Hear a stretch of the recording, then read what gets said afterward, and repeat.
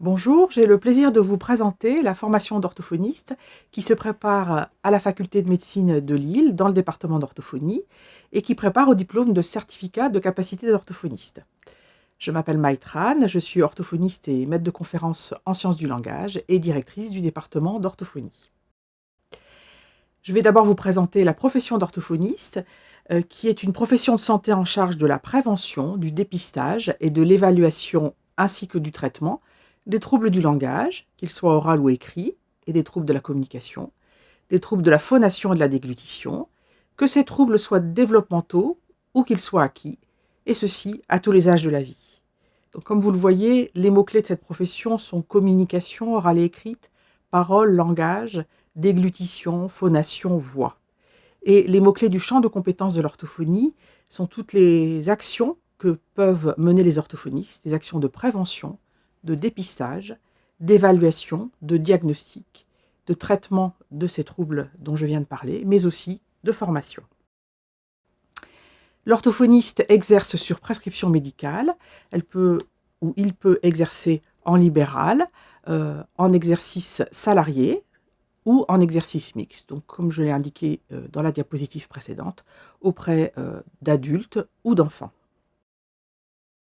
Les études d'orthophonie, il s'agit d'une formation universitaire professionnalisante qui se prépare en 5 années, donc 5 années d'études dans l'enseignement supérieur, et qui donne pour les étudiants qui le préparent un diplôme qui s'appelle le certificat de capacité d'orthophonie, qui permet l'exercice de la profession, puisque ce diplôme est nécessaire pour exercer cette profession de soins, et que cette formation se réalisant en 5 ans permet de valider un grade master.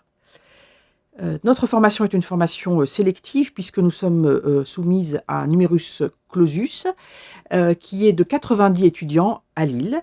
Au niveau national, il y a 21 centres de formation, la plupart intégrés dans des facultés de médecine qui préparent à ce diplôme, et toutes les formations d'orthophonie se font au sein de l'université publique.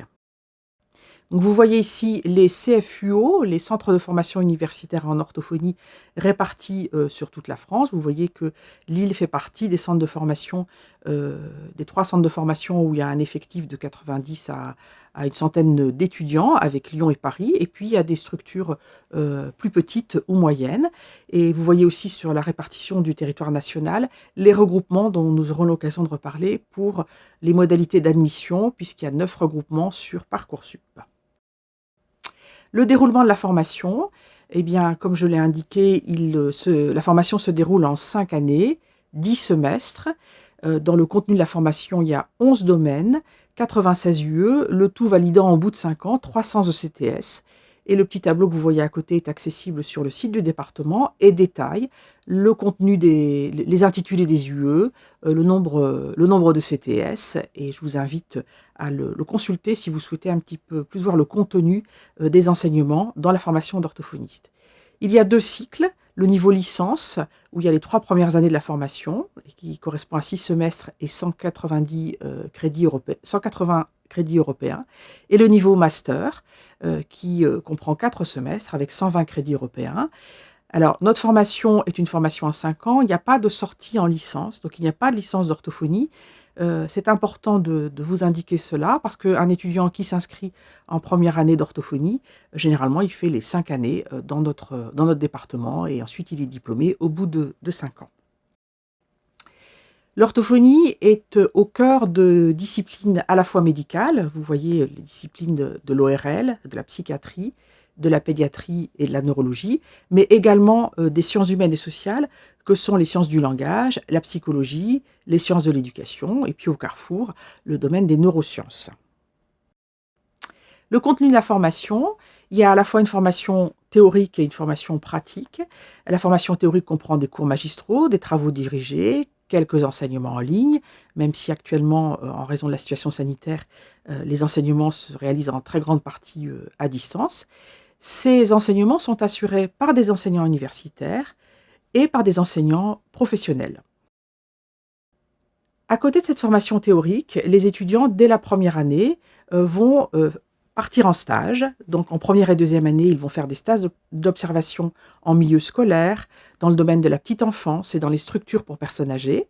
Et puis, à partir de la 3e année, ils vont faire des stages cliniques auprès d'orthophonistes, dans des structures de soins, dans différents lieux d'exercice, en libéral, en hôpital, en centre, dans les différents champs de compétences de l'orthophonie. Et ces stages, qui au départ vont être des stages d'observation de pratique clinique, vont devenir semi-actifs, puis actifs, pour préparer à la pratique professionnelle.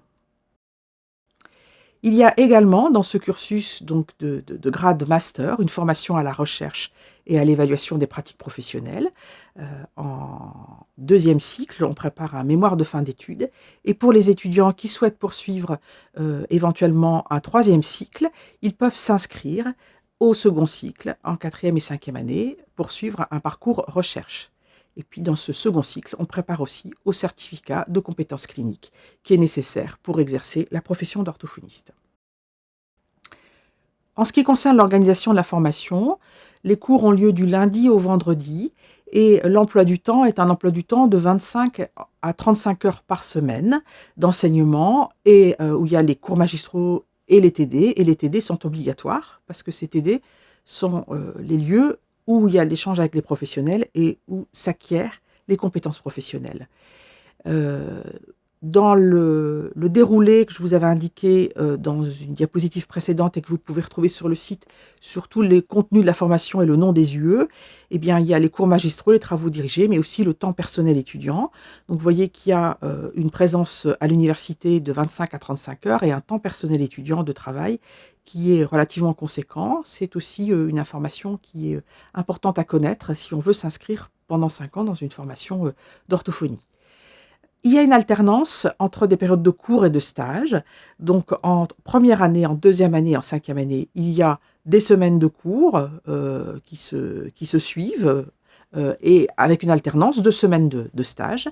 En 3e et en 4e année, les étudiants viennent en alternance dans la semaine, soit en début de semaine en cours et puis en fin de semaine en stage ou l'inverse.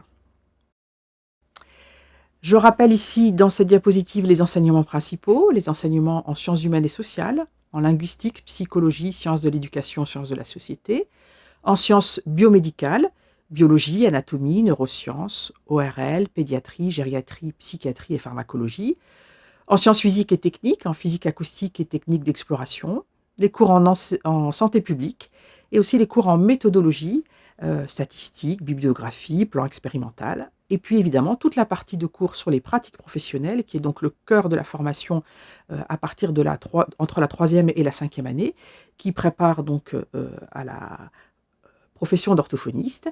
Donc les pratiques professionnelles qui concernent les troubles développementaux ou acquis. Développementaux, c'est quand ces troubles sont repérés au moment du développement de l'enfant, et acquis, c'est quand ils surviennent chez une personne, en particulier un adulte, qui n'avait absolument pas de problème de langage ou de communication auparavant, et qui, à la suite d'un problème de santé, comme par exemple un AVC, peut avoir des troubles qui nécessitent une prise en charge orthophonique.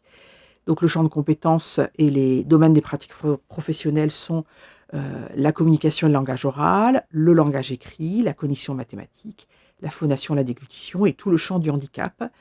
Et puis il y a aussi toute une approche sur l'évaluation des pratiques professionnelles. Au niveau de l'insertion professionnelle, l'exercice libéral en France est majoritaire. L'orthophoniste peut exercer dans un cabinet libéral seul ou en cabinet de groupe ou dans une maison de santé. Cet élément est intéressant pour comprendre que la profession d'orthophoniste est une profession où on travaille beaucoup en équipe.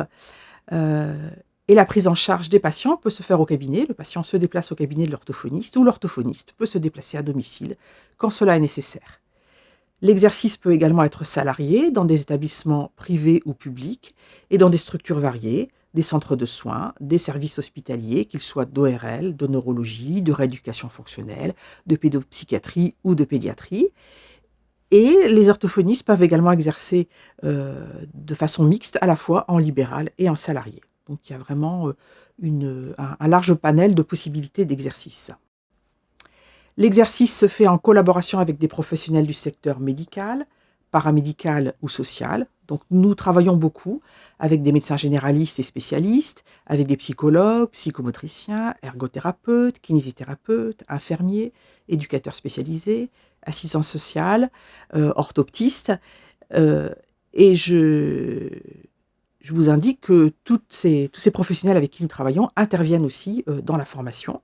Et puis nous travaillons aussi avec le monde de l'éducation, avec les enseignants pour tous les enfants qui présentent des troubles d'apprentissage.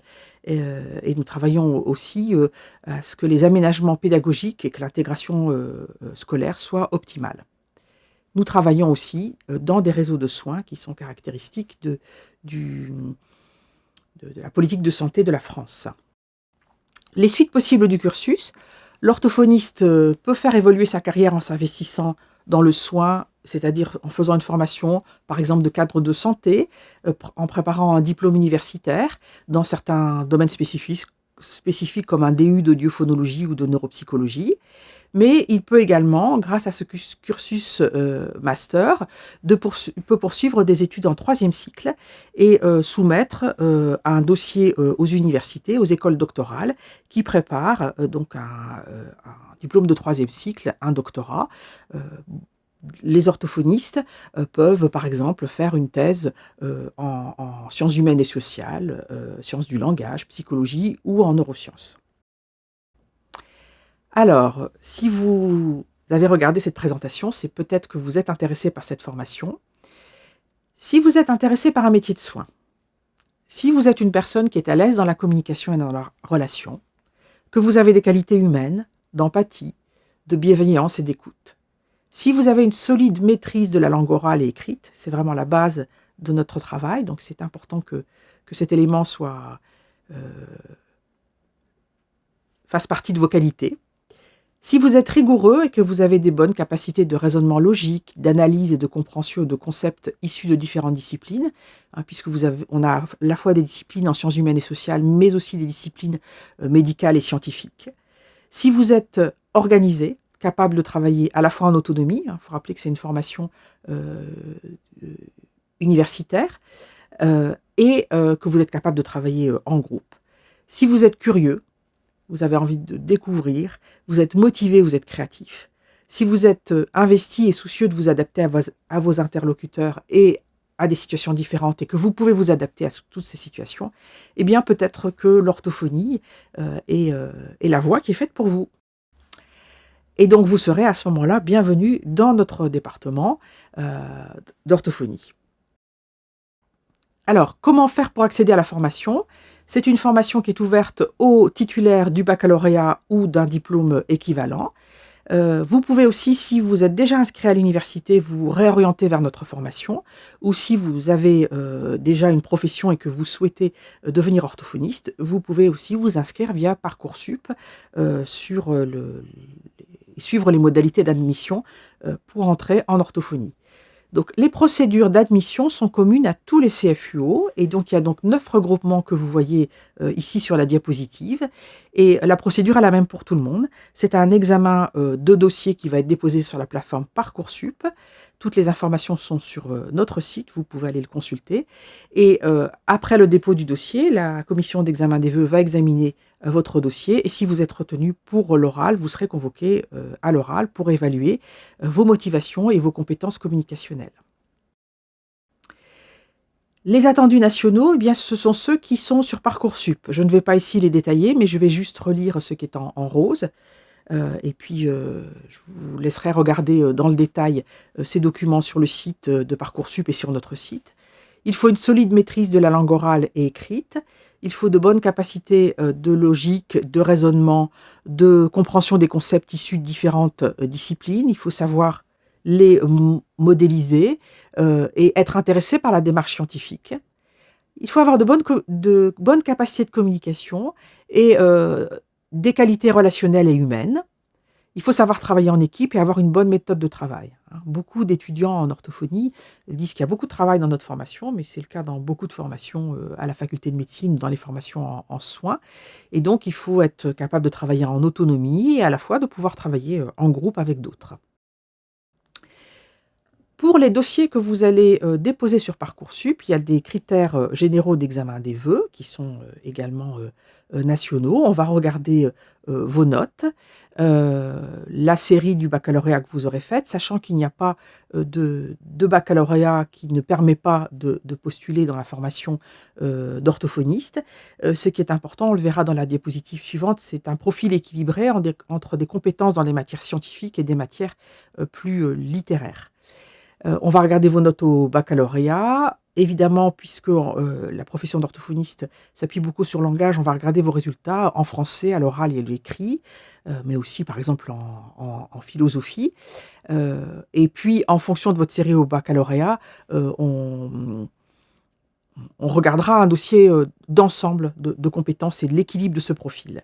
On va regarder l'appréciation de vos professeurs sur vos bulletins, l'avis du conseil de classe traduit dans la fiche à venir, et puis on lira votre projet de formation motivé, et on verra comment vous argumentez votre démarche de vouloir vous inscrire en orthophonie, votre intérêt pour cette profession de santé.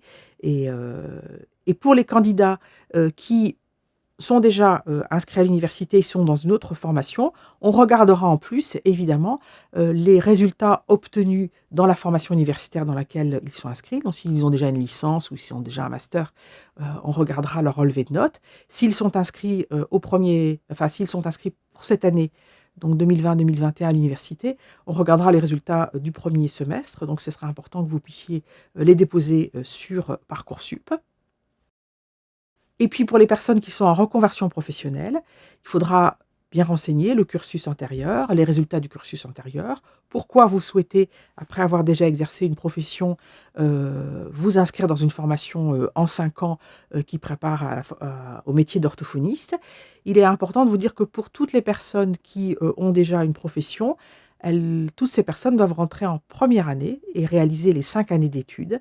Ce qui peut être allégé, c'est d'avoir des équivalences d'UE si les UE qu'ils ont validés dans leur cursus précédent est équivalent à ce qui est proposé dans notre cursus et que les compétences sont maîtrisées.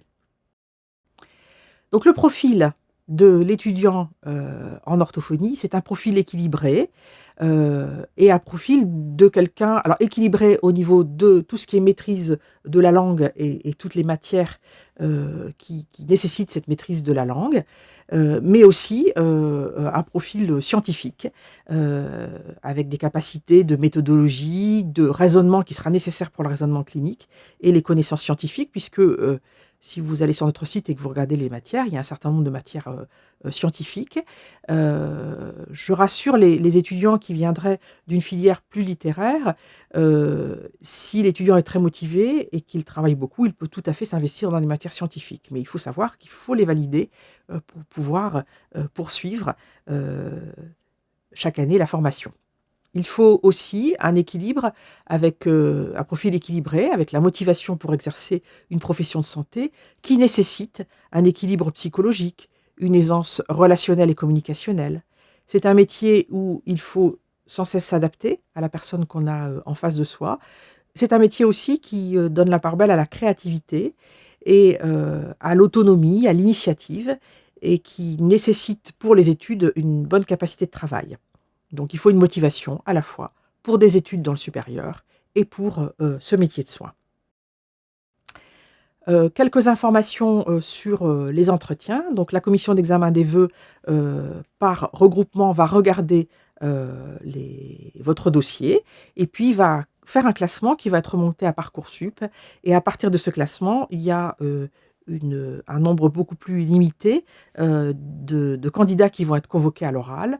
L'oral, c'est un entretien individuel qui va être réalisé par 2 cliniciens, qui comportera quelques épreuves et qui permet d'apprécier vos capacités à exercer une profession de soins dans le domaine de la phonation, de la déglutition, du langage oral ou écrit et de la communication, et qui nous permet d'apprécier vos capacités à intégrer une formation universitaire de niveau master.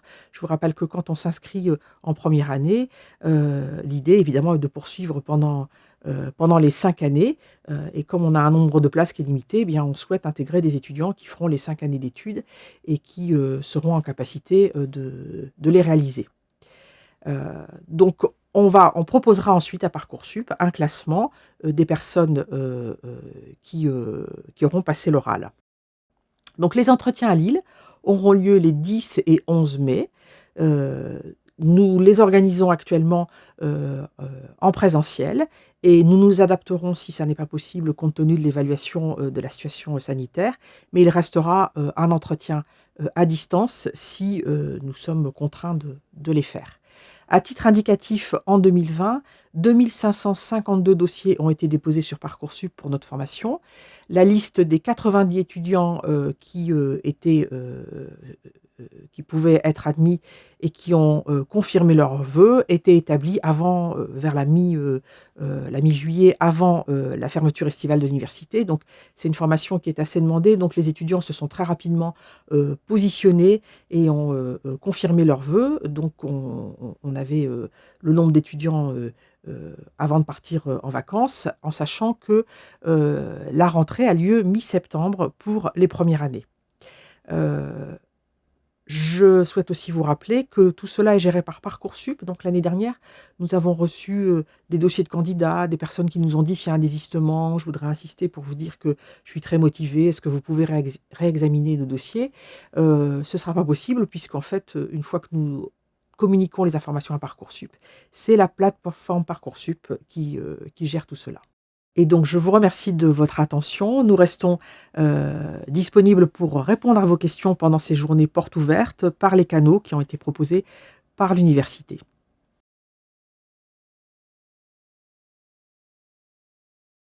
Nous allons à présent répondre aux questions qui nous sont le plus souvent posées sur la formation d'orthophonie dans le cadre des journées portes ouvertes.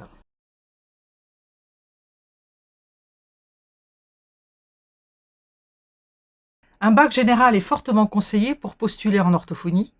Tous les bacs sont possibles à partir du moment où vos résultats montrent un bon niveau dans les matières, à la fois littéraires et scientifiques. Dans le choix de vos options, gardez bien en tête la nécessité de cet équilibre. Il est de nature à vous préparer aux attendus de la formation et aux matières qui seront étudiées dans le cursus. C'est une garantie pour réussir vos études d'orthophonie.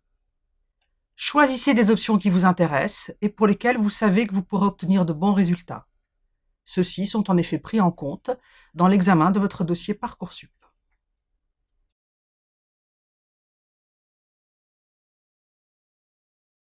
La formation d'orthophoniste comprend un nombre conséquent de matières scientifiques, par exemple physique acoustique, statistique, méthodologie expérimentale, et des matières médicales, biologie cellulaire, anatomie, physiologie, neurosciences. Il est donc préférable d'avoir étudié ces matières au lycée et de disposer de bases scientifiques pour intégrer la formation d'orthophoniste. À défaut, si vous êtes très motivé, ces matières pourront être investies dans le cursus en fournissant le travail nécessaire.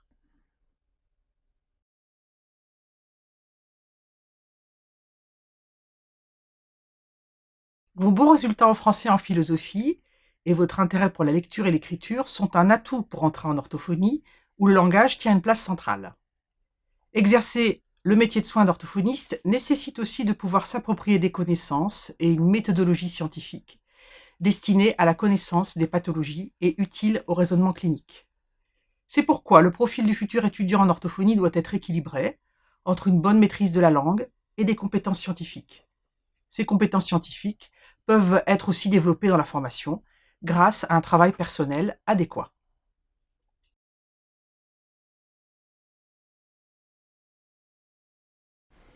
Si vous êtes au lycée, dans une filière scientifique, nous vous conseillons de travailler les matières littéraires afin d'obtenir de meilleurs résultats et d'être plus proche des attendus de la formation, en ayant un profil équilibré entre les matières scientifiques et littéraires.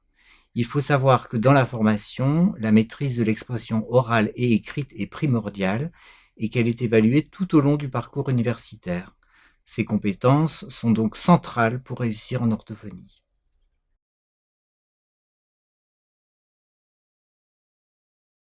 Notre conseil est de vous inscrire dans une autre formation à l'université afin de vous familiariser avec le système universitaire, le travail quotidien attendu, l'autonomie, découvrir aussi la vie sur un campus. Des études telles que la psychologie ou encore la biologie, les sciences du langage peuvent vous préparer à différents enseignements présents dans le cursus d'orthophonie. Nous vous engageons aussi à vous investir dans les études qui vous intéressent, qui offrent aussi des débouchés dans le cas où vous n'obtiendriez pas une place en orthophonie.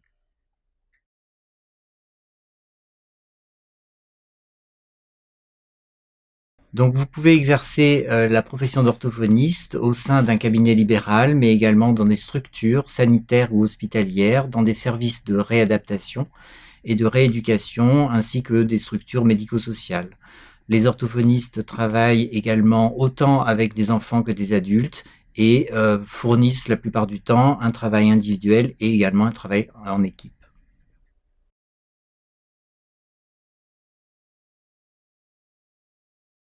L'insertion professionnelle des orthophonistes est excellente. Tous nos étudiants ont l'opportunité d'entrer dès la fin de leurs études dans la vie active, que ce soit dans des emplois salariés ou libéraux. Nous recevons très régulièrement des propositions d'emploi à l'intention des futurs diplômés. Nous avons à l'université un réseau professionnel qui s'appelle l'ILAGORA, où peuvent être déposées des propositions d'emploi.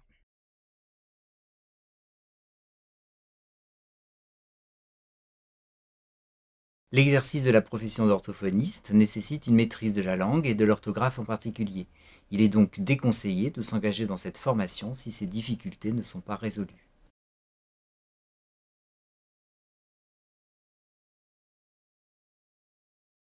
Le champ de compétences de l'orthophoniste est large. De l'enfant dyslexique à la personne sourde, en passant par les individus souffrant d'aphasie et de bégaiement par exemple. Cela explique la formation dense en 5 années. Elle est nécessaire pour acquérir des compétences dans les champs d'exercice de l'orthophonie. La formation initiale aborde tous ces domaines, sans proposer de spécialisation, afin que l'orthophoniste diplômé puisse répondre à toutes les demandes de soins qui lui seront faites.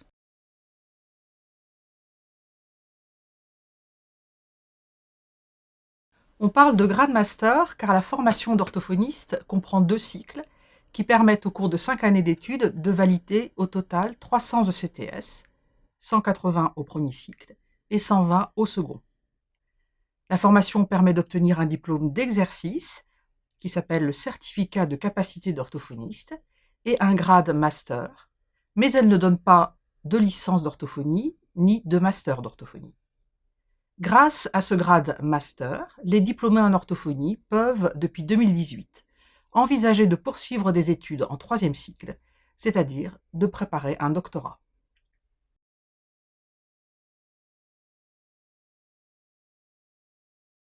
Il y a généralement entre 25 et 30 heures de cours par semaine, auxquelles doit s'ajouter le travail personnel de l'étudiant.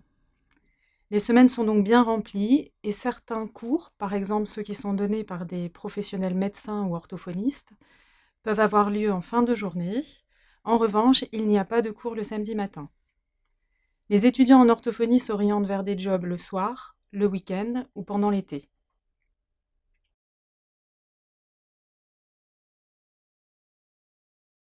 Alors, dès la première année, la profession d'orthophoniste est présentée et mise en lien avec des matières étudiées dans le cursus.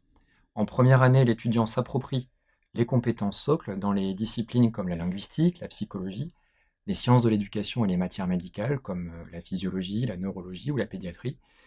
Les connaissances dans ces matières sont un préalable nécessaire avant d'aborder les différents domaines cliniques de l'orthophonie. Ces domaines sont ensuite étudiés de manière progressive entre la seconde et 5e année au sein des enseignements et des stages cliniques.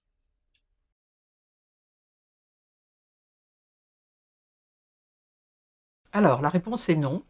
L'entrée en orthophonie se fait nécessairement en première année afin que l'étudiant puisse acquérir toutes les compétences socles nécessaires à l'exercice de la profession. Il est toutefois possible pour ceux qui ont validé des unités d'enseignement dont les contenus correspondent à ceux de la formation d'orthophoniste de faire une demande d'équivalence afin d'être dispensé de certains enseignements et de permettre de s'investir dans certaines matières non abordées dans le cursus antérieur. Par exemple, la linguistique pour les étudiants en médecine ou les neurosciences pour les étudiants en sciences du langage.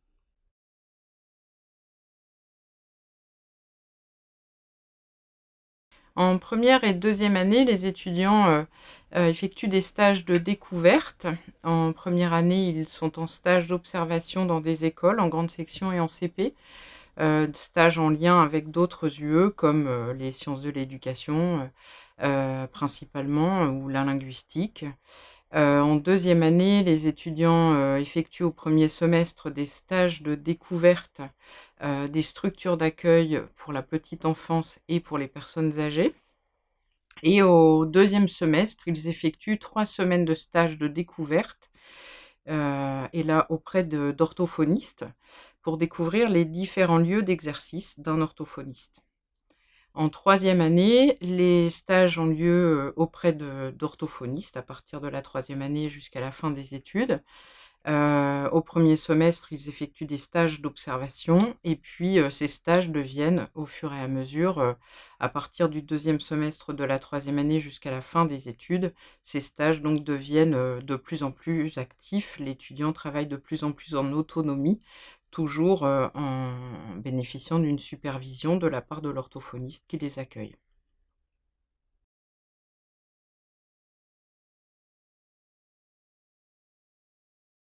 En fait, il n'existe pas de licence d'orthophonie. Si un étudiant réalise les 3 premières années d'orthophonie, il ne validera aucun diplôme. En revanche, il pourra se réorienter dans l'université en demandant des équivalences d'UE, d'unité d'enseignement, dans d'autres formations. C'est pourquoi, si vous vous inscrivez en orthophonie, c'est pour réaliser 5 années d'études au sein de notre formation. La demande étant forte et le nombre de places limité, il est préférable de bien vous informer sur le métier et les études avant de vous inscrire dans notre formation.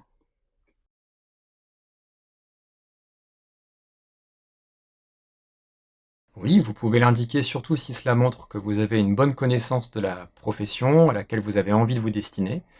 Sachez toutefois que les cliniciens qui évalueront votre dossier et vous recevront à l'entretien vérifieront que vous avez les aptitudes requises à l'exercice de la profession. Pour cela, nous vous invitons à consulter les attendus figurant dans Parcoursup que vous pouvez trouver sur notre site.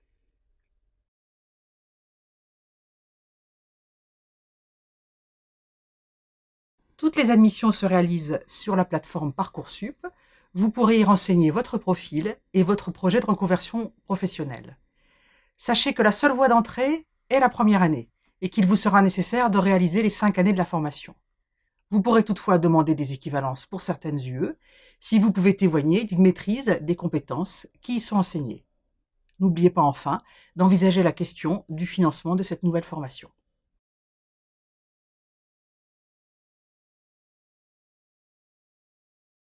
Si vous pensez que votre niveau de surdité et votre correction auditive vous permettent de faire des études dans l'enseignement supérieur et d'exercer la profession d'orthophoniste, vous pouvez vous inscrire et au besoin l'indiquer dans votre projet de formation motivée. Au moment de l'entretien, vous pouvez également apporter des pièces justificatives qui témoignent de vos aptitudes. Sachez que les cliniciens qui vous recevront à ce moment s'assureront directement de ces aptitudes.